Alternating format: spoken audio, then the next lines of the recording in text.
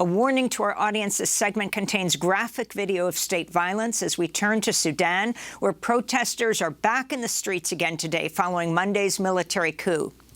News outlets are reporting at least 10 protesters have been shot dead since the military placed Prime Minister Abdalla Hamdok under house arrest and detained most of his cabinet.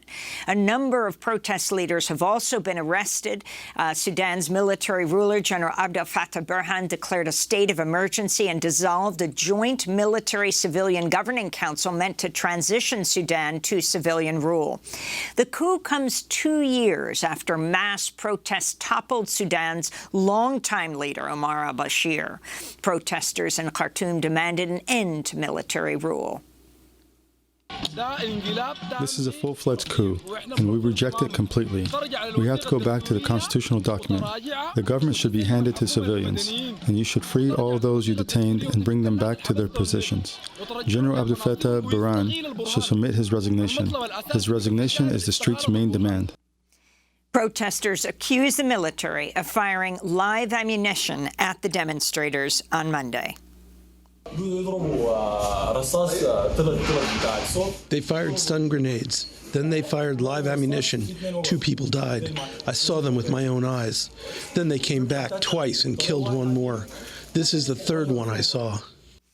On Monday, UN Secretary General Antonio Guterres condemned the military coup in Sudan and called for the immediate release of Sudan's prime minister and the other detainees. The United States has suspended $700 million in emergency aid package for Sudan. The coup occurred just a day after the U.S. Special Envoy for the Horn of Africa, Jeffrey Feltman, was in Khartoum, where he met with both the head of Sudan's military, who's fomenting the coup, and the now detained Sudanese prime minister. We're joined by 2 guests. Isma'il Kushkush is a Sudanese American journalist in Washington, D.C., former New York Times reporter who is based in East Africa, lived in Sudan for 8 years. But we're going first to Sudan, to Walaa Salah, a human rights lawyer who is based in Khartoum.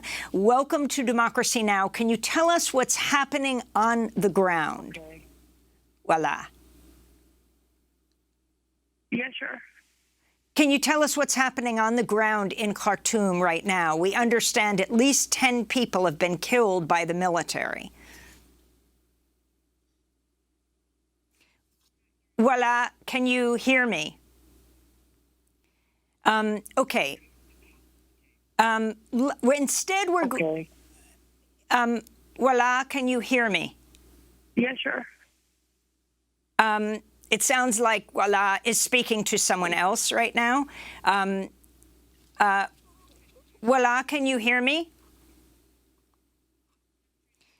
Why don't we go to her describing what is happening? We weren't sure if we could reach her in Khartoum, so just before the broadcast, we asked Walaa Salah to describe what is happening over the last day.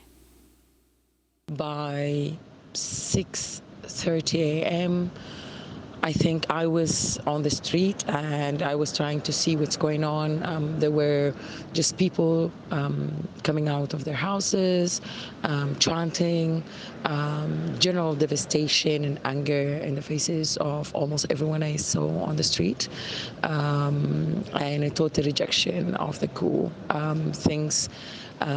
The protests grew bigger by around 12, just before the statement by General Abdel. By the afternoon, once the numbers grew and it became clear to everyone that this is a rejected move, no one wants it. I still wonder who the Transitional Military Council, who are they going to rule? Because as far as I know, walking around Khartoum city and seeing videos from other cities in the country, no one is support of this coup. No one is in support of this move.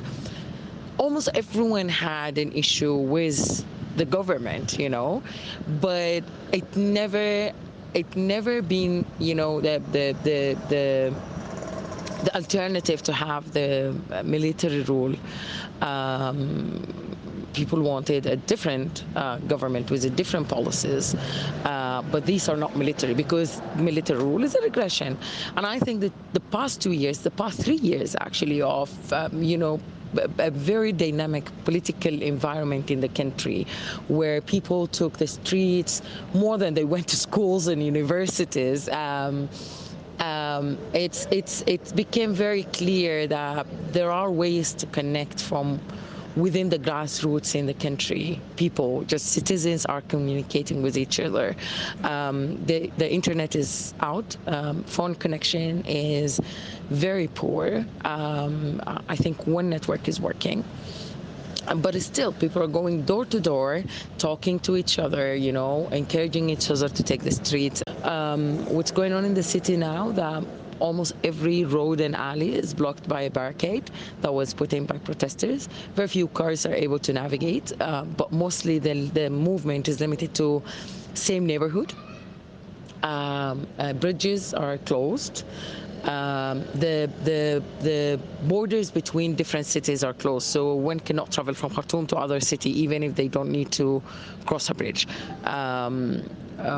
So every city is totally isolated, and this is clearly a move to isolate citizens. But the experience that people have developed in the past years, remember that we didn't have social media between December and April 2018 to April 2019.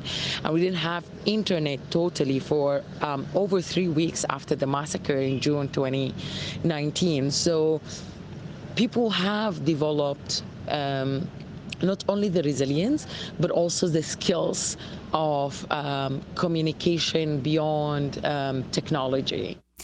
That's Walaa Salah, a human rights lawyer in Khartoum, describing to us what's taking place there.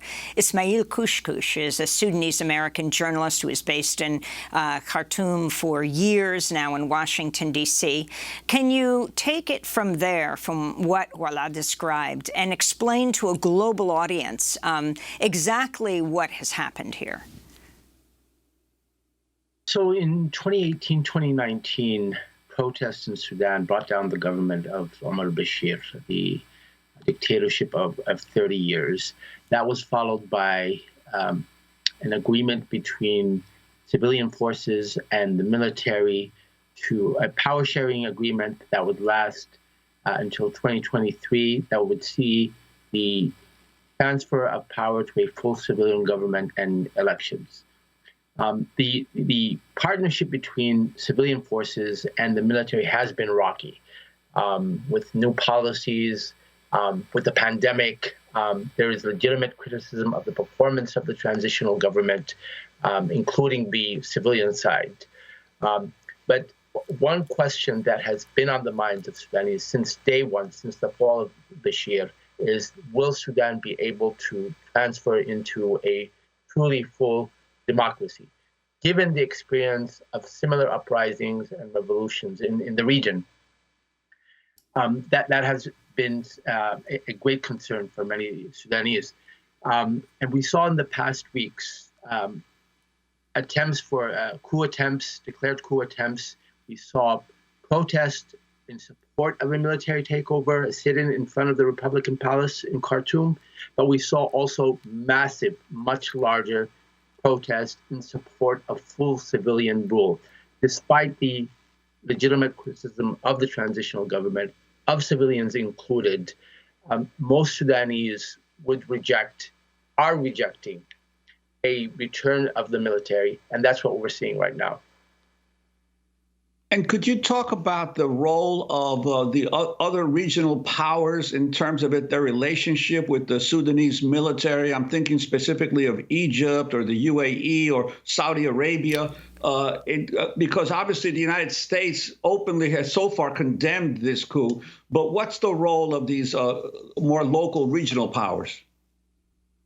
So up to now, we haven't seen any concrete evidence of a direct involvement of any of these regional powers. But given, the relationship that we know that the military has with the military in Egypt, with the Rapid Support Forces, which is a militia that was officialized and became a part of the military council, its relationship with governments in United Arab Emirates and Saudi Arabia, its involvement in the war in Yemen. Given those relations, there's suspicion, legitimate suspicion, and legitimate questions. Are they directly involved in supporting this military takeover?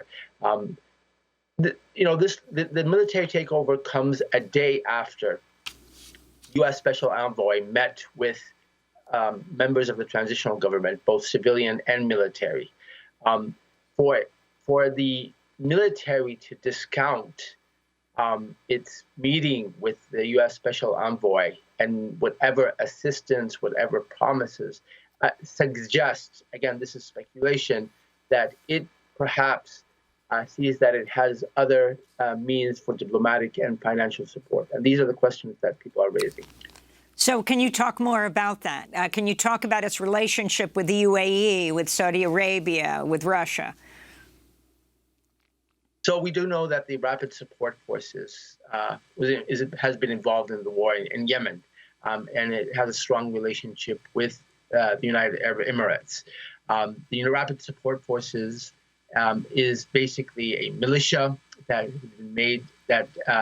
comes out of the Janjaweed militia that fought in Darfur, that is responsible for crimes, and it became officialized, a part of the Sudanese military apparatus, and was basically lended to fight in Yemen. The Sudanese military, the official army, historically has had strong relationships with Egypt. Again, given the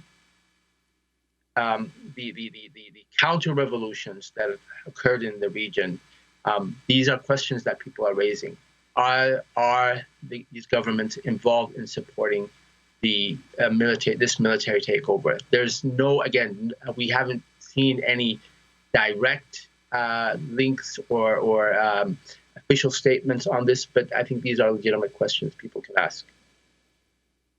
Can you talk about the civilian Prime Minister Hamdok, who was removed and arrested because he refused to support the coup? Does he have any popular backing at all, or is it just the population wants to maintain a civilian government, even though they may have criticisms of the existing officials of that government? So Abdalla Hamdok, a former UN civil servant, has some sort of support. Again, there are critiques of his performance during this transitional period of his government. But I think at heart, for most Sudanese, particularly the youth, after the 2019 revolution, is the important thing is to see the transfer into a full civilian government, to see elections. Keep in mind, this is after 30 years of authoritarian rule by the government of Omar al-Bashir. Hamdok was seen as a glimpse of hope. His expertise. Again, this is not to discount the critiques that people have had of the performance of his government, but the idea that we are setting back the clock after months of protests that brought down 30 years of authoritarian rule, that is something I think most Sudanese will just simply not accept. Isma'il, we just see that Army General Abdel Fattah al-Burhan spoke and said the ousted prime minister is being held, quote, at my residence for his own safety. If you can tell us who Burhan is he significant as an individual and what his ties personally might be? Abdel Fattah al-Burhan has been part of the military apparatus for some time. He is actually had been involved in the war in Darfur. He was part of the military that came to face or with the bringing down of al-Bashir in 2019. I think it's important to understand the delicate situation of the military apparatus in Sudan itself. So you have the army, the official army, and then you also have the Rapid Support Forces. The Rapid Support Forces, as I mentioned, was a militia, basically the Janjaweed militia, that was made official. These are two components of the military apparatus in Sudan who do not necessarily like each other, but are in partnership and come together to be a part of the ruling Sovereignty Council. So there's this delicate dance, you can say, between the army led by al-Burhan and the Rapid Support Forces led by Mohammed Hamdan Dalago Hameti. Hameti is the deputy of the Sovereignty Council. Now, how with the changing of this government and the declaration that a new government will be established, I think that it will be interesting to see how this relationship plays out. Very much for being with us. One last question. No, just in terms of the U.S. role, what do you see? The State Department has suspended $700 million in aid to Sudan. What do you see or you recommend that the U.S. government do in this situation? Well, I think the most important thing is to keep eyes on Sudan.